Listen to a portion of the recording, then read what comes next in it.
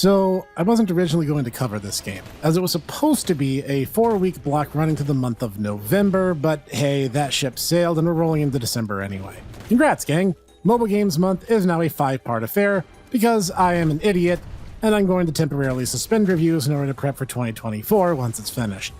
That said, what do you get when you take one dash Pokemon Go and slam some Monster Hunter into it? That's the weirdly specific question we'll be answering here today.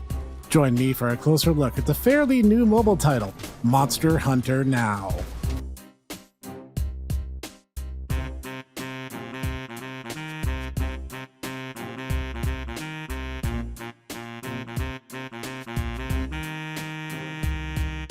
Greetings everyone, this is the hipster Snek, and today we're going to have a look at Niantic and Capcom's new mobile title, Monster Hunter Now.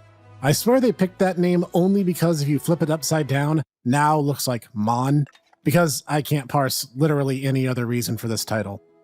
Released in September 2023, or 3 months ago as of this video, Mon Hunt Now is a collaborative effort between the Pokemon Go and Monster Hunter teams. It's probably the first time I've been actively aware of a mobile game and actively excited for its release ahead of time. There was a pretty big pre-order campaign on the Twitter feed, and it seemed like a lot of heart was put into the build-up. So well played, gang. Anyway, the game does open with a bit of a light story as you meet a rogue feline who becomes your partner, and Qualili, a hunter from the world of monsters. Alarmed that the two worlds appear to be merging, almost as if some kind of AR-like fashion, you agree to throw in with them. Thus, you make your hunter, and get the sword and shield forcefully shoved into your hands. The game begins. And to start, the game looks good. I have always been on the turn the AR off side of the aisle, so what you're going to be seeing here is just in-game graphics, which I think are perfectly fine. I even have my graphical settings on as low as possible because, honestly, I just don't care all that much. I started playing this franchise back in Monhun 3U. Do you think I care about graphical fidelity? Because I don't. That said, it looks great. If you told me the models and textures were ripped right out of World, I'd believe it. While the overworld map is pretty simple, just some outlines representing the real-world locations a la Pokemon Go, but with some fantasy paint spilled across it depending on which biome is rotated in at the time, the hunt screen zooms in on the action, and it all gets pretty crazy. Chiefly because the camera's always oriented behind the hunter, and some really big monsters can cause this close-in view to become a bit too close for comfort. But that said, it does look great. It also sounds pretty good, using the monster roars, sound effects, and music right from the mainline Monhun games. All said, great presentation. Gameplay-wise, it's all pretty straightforward. You start off on the map overworld, and you're then expected to, well, walk around. What did you expect?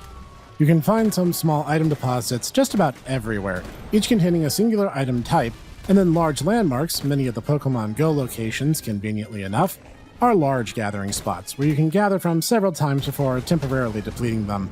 They'll be back before too long, but it is worth mentioning. However, there's nothing that cannot be found in regular random item gathering spots, making this game a bit kinder to people in more rural, less densely packed areas. There's also small monsters, which basically are only in the game to be a resource farm. You'll dismiss them in about a few seconds each. Why it mandates the full camera swoosh animation is beyond me, apart from the fact that they probably already had it in the game anyway.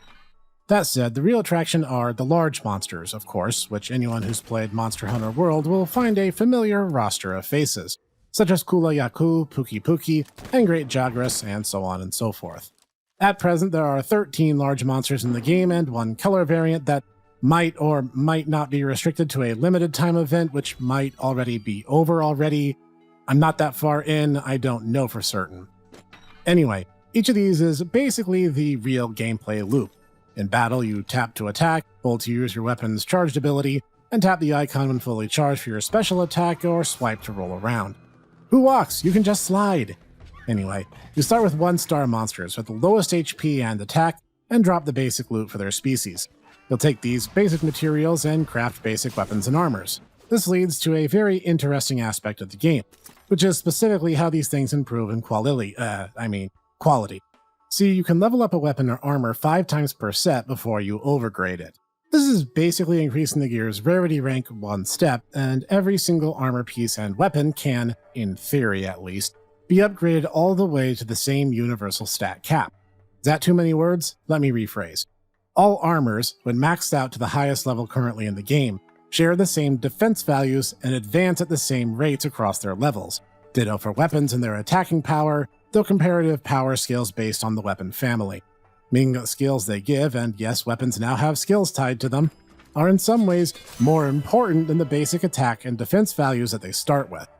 This can make lower ranked and easier to find armors better long-term investments, whereas rarer, more challenging monsters better for short-term progression, depending on your goals.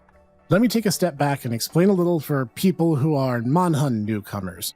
Armors, and now weapons, over a certain rank get skills. Skills are a special aspect of the gear that modify your stats and abilities. Some can be very simple, like Poison Resist, for example, reduces your chance of getting poisoned passively. But the lock-on ability must be triggered manually in combat, and it helps you zero in on a particular monster's body part. Oh yeah, that's a thing too. See, deal enough damage to a monster's body part and it breaks. Not only does this stun the monster for a window, giving you prime openings to attack, it ups the amount of rewards you get when the mission concludes. It should be noted, however, that certain breaks only happen with certain weapons. Only bladed weapons can chop off tails, for instance, and only the hammer at present can break the ridge off of a Baroth's head. By default, you'll get 4 random pieces of material from any large monster you slay. Breaking apart adds +1 to that total, and then you'll have the option to either use a special item, the carving knife, or the premium currency, gems, to double the reward haul. Useful for getting rarer material drops, but more on this in a bit. As you progress in the game, there is a kind of story tied into the missions that you're expected to complete. In order to do so, you'll come to unlock higher star monsters, 2 stars, 3 stars, 4 stars, and so on. The more stars the monster has, the more health they have and more damage they deal, and the rarity of their drops also generally scales upward. But as any Monhun veteran knows, there are no certainties when dealing with the desire sensor, that universal force that knows what we're after and refuses to give it to us without a fight. I know this all too well. As of the time of this writing, I am still 2 Rathian Prime scales away from completing my Rathian armor set, so I have this awkward Paolumu belt in the middle of my otherwise very cool Dragon Knight aesthetic I have going on here. Such is life. Anyway, you complete quests for Qualili, which unlocks more various breeds of monsters popping in that you can challenge, and higher difficulties for the monster breeds that are already available. Let me just help you guys out and make this a little easier on you. You know how I said the game pushes the sword and shield into your hand? I wasn't joking. It's literally the only weapon family you get for a while? Maybe too long? No, definitely entirely too long. You need to complete the early game desert mission and get to Hunter rank 15, which isn't hard to do due to daily hunts tasks being very generous in their rewards, before you unlock any of the other weapon families. What? Your main weapon isn't even in the game? Yes, I know. I feel your pain given that I am a Switch Axe main. Also, shut up, Ditaku. I know you play longsword and those are already in, so stop rubbing it in. This is actually the main complaint I see about the game as of right now. There isn't too much in the way of variety. Half the weapon families are missing and there's only 14 monsters in the game, and you don't start with all of them unlocked. The teams behind Monhun now have promised a lot more to come. I believe there was a rumor that December should hold some kind of big update, which includes new monsters and at least 1 new weapon. And since we're here anyway, let's talk about the other issues. How's it monetized? It's not bad. If you want extra cars, you'll be shelling out for the gems, but what I find curious is in the shop page.